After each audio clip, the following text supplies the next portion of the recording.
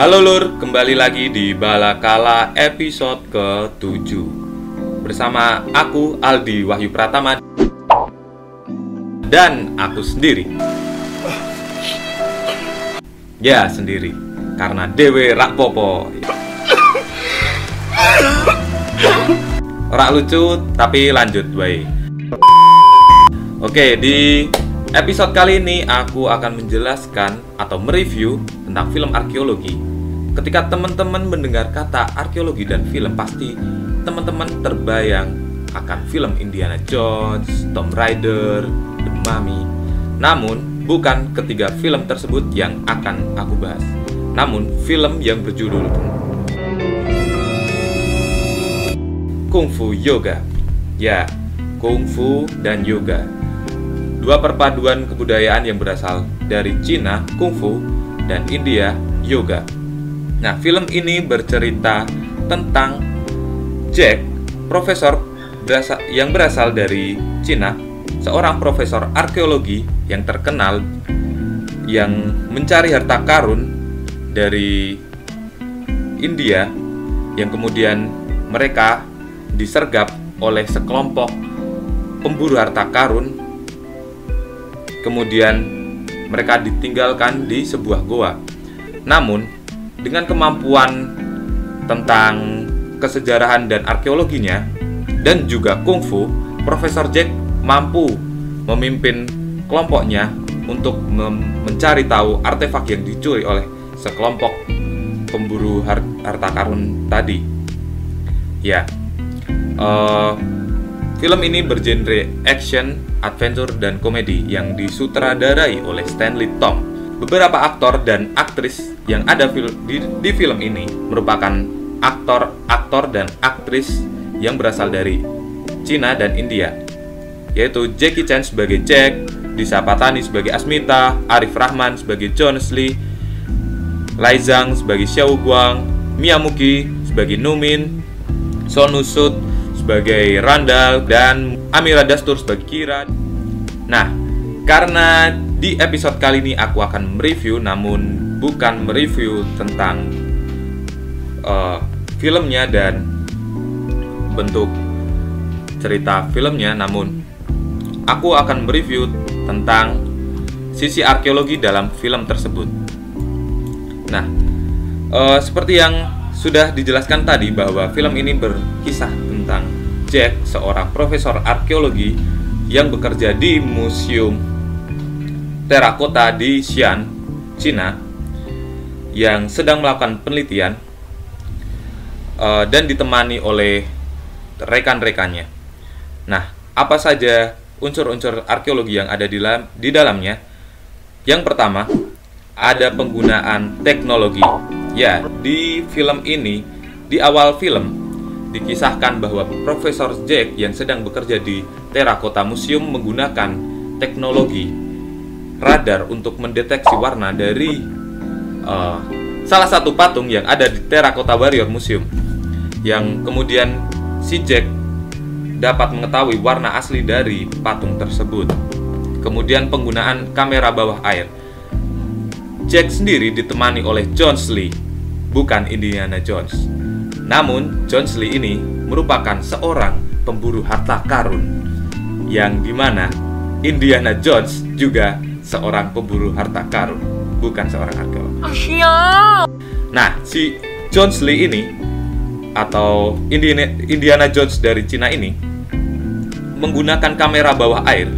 Dia membuat teknologi yang berbentuk seperti ikan, yang terdapat kamera yang digunakan tim Profesor Jack ini untuk mengeksplorasi bawah air, berkonteks dengan tinggalan budaya yang dicari oleh Profesor Jack dan teman-temannya.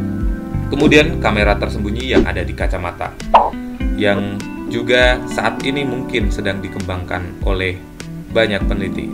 Kemudian teknologi yang digunakan lagi adalah sistem pengobaran yang langsung dapat mengangkat es dengan cepat, yang digunakan Profesor Jack untuk masuk ke dalam gua yang di dalamnya terdapat tinggalan-tinggalan dari kerajaan Magadha di India. Kemudian teknologi-teknologi tersebut belum digunakan sepenuhnya di Indonesia. Namun terdapat beberapa teknologi seperti radar yang mungkin pernah digunakan di Indonesia. Saya lupa penelitian yang dilakukannya. Kemudian ada kamera bawah air yang mungkin di masa depan dapat digunakan sebagai substitusi penyelam agar mengurangi tingkat kecelakaan penyelam ketika mendokumentasikan temuan di bawah laut. Kemudian yang kedua, perdebatan kerjasama antara arkeolog dan pemburu harta karun. Nah, hal ini seperti yang kita tahu bahwa arkeolog bukanlah seorang pemburu harta karun. Namun banyak orang mengira bahwa arkeolog itu adalah memburu artefak untuk dijual, bukan seperti Indiana Jones. Dalam film tersebut, Profesor Jack bekerja sama oleh si Indiana Jones dari Cina ini yang bernama Jones Lee, yang dimana si Jones Lee ini juga mempunyai teknologi seperti yang saya sebutkan tadi. Yang ketiga, arkeolog harus mempunyai banyak teman dan bekerja sama. Profesor Jack memiliki banyak teman. Salah satunya adalah profesor dari India, Asmita. Kemudian ada Jones Lee yang seorang pemburu harta karun dan juga dari Cina, dan miliarder yang juga berasal dari Cina. Nah, ketika kita melihat beberapa penelitian arkeologi sekarang, seharusnya arkeologi dapat menggandeng peneliti-peneliti lain seperti peneliti dari geolog, biolog, peneliti lingkungan, dan sebagainya. Kemudian pakaian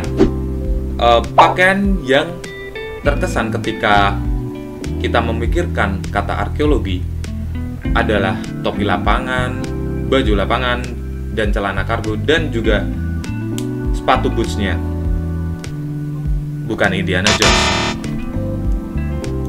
Nah, arkeologi harus mengetahui konteks dan waktu yang tepat ketika dia berada di suatu kondisi yang diharuskan dia memakai pakaian khusus. Seperti ketika di lapangan, arkeolog harus menggunakan pakaian lapangan. Ketika menghadiri suatu seminar atau hasil penelitian, mereka harus menyesuaikan menggunakan baju formal. Kemudian yang kelima, banyak keahlian. Nah, Profesor Jack ini memiliki banyak keahlian. Selain dia adalah profesor terkenal di dunia yang berasal dari Cina, Profesor Jack juga dapat melakukan kungfu untuk menghajar para pemburu harta karun, dan juga dia bisa menyelam. Selain itu, Profesor Jack juga menggunakan teknologi-teknologi advance yang kemungkinan akan juga digunakan di masa yang akan mendatang oleh arkeolog masa depan. Kemudian kasus berlian. Nah, salah satu konflik yang ada dalam film ini adalah kasus berlian yang ditemukan di Tibet, yang kemudian artefak tersebut dicuri dan ditemukan oleh Jack dan timnya di rumah pelelangan. Si Jack bersama temannya, seorang miliarder, berusaha untuk mendapatkan artefak tersebut. Namun, mereka dihalangi oleh sekelompok pemburu harta karun yang diketuai oleh Randall yang mengaku sebagai seorang keturunan asli dari kerajaan Magadha. Nah, kasus berlian yang ada di Kungfu Yoga ini mengingatkanku dengan beberapa kasus yang terjadi di dunia, salah satunya di Indonesia. Kita tahu bahwa ketika ekspansi Belanda yang datang di Indonesia pada waktu itu mengambil beberapa artefak, mungkin sebagian banyak artefak yang kemudian disimpan di beberapa museum di Belanda maupun universitas di Belanda. Nah, Hal tersebut juga terjadi di film Kung Fu Yoga, yang dimana artefak berlian tersebut diakui oleh seorang yang mengaku keturunan asli dan juga pemerintah dan juga peneliti yang digunakan untuk ilmu pengetahuan. Nah, latar tempat yang ada di film Kung Fu Yoga ini, teman-teman bisa tahu bahwa film ini diproduksi di beberapa tempat, seperti di India, di Cina, dan di Dubai. Nah, beberapa diantaranya merupakan bangunan arkeologis, yaitu Benteng Mehragarh di Jodhpur yang terletak di Cina, kemudian kebun Mandori, bukan Mandor ya, di Jodhpur juga, di salah satu kuil kebun Mandori. Kemudian di Terracotta Warrior Museum, di mana di awal cerita Profesor Jack bekerja. Nah, salah satu hal menarik yang ada di film ini, ketika Profesor Asmita yang berasal dari India menyebutkan One Belt, One Road. One Belt, One Road ini merupakan sebuah kebijakan inovatif dari pemerintahan Tiongkok, di mana mereka membangun jalur perdagangan dan ekonomi baru yang menghubungkan Asia hingga Eropa.